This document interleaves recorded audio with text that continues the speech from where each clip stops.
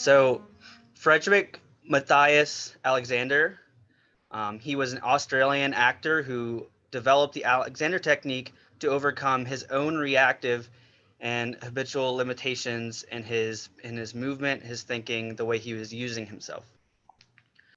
F.M. Alexander was born on the island of Tasmania near Australia in 1869. At age 20, he began a thriving career as an actor. After a few years of success, he began to have vocal problems. It was his quest to discern the cause of these problems that led him to study how he was using his body. These discoveries led him to create a system of principles which helped him, and countless others in following years, improve his use of self. He was still developing hoarseness in his throat when he was giving performances. So he consulted a doctor about this hoarseness to see if it was a medical condition, something pre-existing. But the doctor assured him that the hoarseness was just simply due to his overuse, and just advised him to rest his voice. This quote to me kind of illuminates how F.M. Alexander, who is the founder of the Alexander Technique, how he um, approaches the topic of change. And as music therapists, we are keenly interested in change. It's a huge part of the therapeutic process. Um, and I really enjoy that F.M. Alexander talks about it as carrying something out. So that is a focus on the process of change and not just the outcome, which aligns with my personal approach to music therapy and perhaps some other music therapists.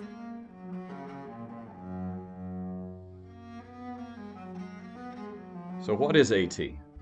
Well, briefly, it's a set of methods or procedures that, if used consistently and correctly, will lead you to a better use of self. Improved use of self means use of your entire self, mind and body. So the main principles of Alexander Technique, I got this from the book. So use of self, the primary control, sensory awareness and conception, inhibition and non-doing, direction and action. So use of self is how you use your mind and your body, your whole self. And this is where Alexander's first ideas and discoveries come in. He wasn't using himself in the healthiest way. So this involves how you use your mind and body. It's also the title of his third book, as you can see by this cover here. And it's important to note that the mind, body, emotion, and spirits are all connected. I think that's a really big piece to remember and think about with the Alexander Technique. The Alexander Technique, the way that I've learned about it this semester is that it is interested with habits that people have, and how we can change those habits. One of his major kind of overarching findings was that the mind and the body are kind of intrinsically linked. And so the way that you think about approaching something physical and the way that you physically approach something mental are going to always interact with one another. I was able to first work on the physical part to reduce some of my tension, but then I was so much more aware of how much freer my mind could be to think through things. Most of my struggles seemed to actually be in my mind versus my hands, which was really eye opening. It was like all along I had been fighting the wrong demon, and that is something that I would not have been able to discover had I not taken Alexander Technique. The means whereby is a concept in the Alexander Technique, which focuses on a method for achieving a goal or enacting change instead of just setting a goal and going for the goal and all you're thinking about is goal oriented. The means whereby keeps us open to the abundance of possibility that can occur through the change process, and being kind of curious to what might come. The largest thing I think that has made the most impact on my health is noticing where my primary control comes into play. So primary control is how our head functions on our spine with the rest of our body. And as a shoulder playing string musician, our head is often where the most tension comes in.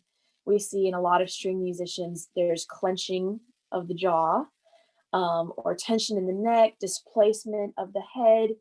And what I noticed personally for me is when I would finish practicing and I would lay down on the floor in the Alexander Technique's concept of constructive rest to align the spine, I would feel blood rushing back into my throat where I was so compressed in the front that I was definitely inhibiting my brain function by not getting blood flow to this area. And I found that my mind was much more connected to my body than I thought it was. You have to breathe together in time to be able to sing together. And breath is so important. It's important to me as an organist because people aren't going to sing well if you don't breathe with them. And also breathing as pertaining to being nervous and anxiety. If you can just stop, take a breath, pause, take a breath, you're going to be okay. The final principle of AT is that of direction, the natural partner of inhibition. By stopping your initial response to a stimulus, you now have basically three options. First, you can go ahead and do the normal response you would have done if you hadn't paused. The second is to do nothing at all. But the third option is something different. If you pause and think about it, you might choose something completely different or only slightly different, but yet the whole concept here is that you're doing something different than you would normally have done.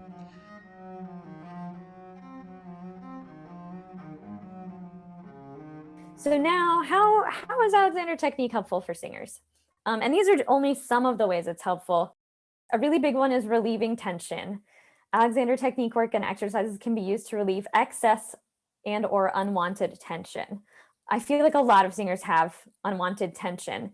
And so even just starting with the primary control, letting your head be up and forward and letting it just kind of change as it wants to, it doesn't have to be stiff. That can make a huge difference.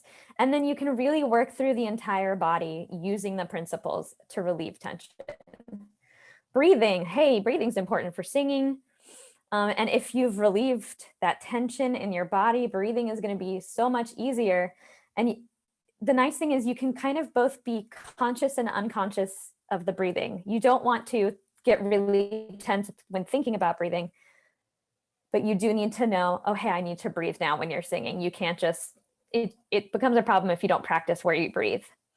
Support. So once you're relaxed and you're getting these nice relaxed breaths, then you can use direction to engage support in your abdominal muscles. There's kind of four main ideas that we want to think about, and Alexander kind of codified these rules.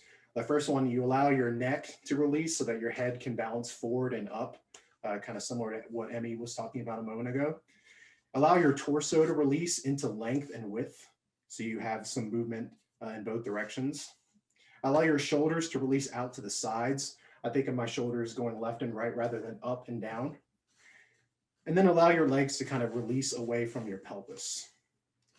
I found that over the years that my breath, though I don't really need to use it to play my instrument, that I always use it. It's a useful tool for me to calm my mind and improve my focus and eliminate any excess tensions that may begin to build up. And Alexander Technique has a very strong focus on presence. So I think that would be very helpful for our students and us. And then health and confidence. More generally, the Alexander Technique can just help with healthy and confident singing, which of course is the goal for voice teachers. How do I implement this when I play, when I practice, and things like that? So the first thing I think about as a percussionist, because we have to stand when we play the majority of our instruments. So it's obviously important for us to understand how our feet can have contact with the ground. We want to have even contact with the ground, meaning that every part of our foot is evenly, like the weight is evenly distributed. We're not, leaning to one side or anything like that. many different reasons that we play music. So you have to be able to have a flexibility or a spontaneity. When you see something happening, you can try something on and see if that's going to work for the client. And then if it's not working for the client, try something else. So we have to maintain this kind of series of spontaneous ideas throughout our playing as well. Having an intention will help a group, a larger group, to avoid disagreements over things that really don't matter because they don't really pertain to our general purpose. And also having this sort of intention when things get really stressful or when times get rough, we can recall what are we here for and always remember that. For me, it happens to be kind of a lifesaver. I was at a point where I felt like it's me or the music, and the music's winning, and I would really like to be friends with it again. So I really encourage any of you students that are on the fence about Alexander Technique to really consider taking it as a investment into yourself and your lifelong enjoyment of music.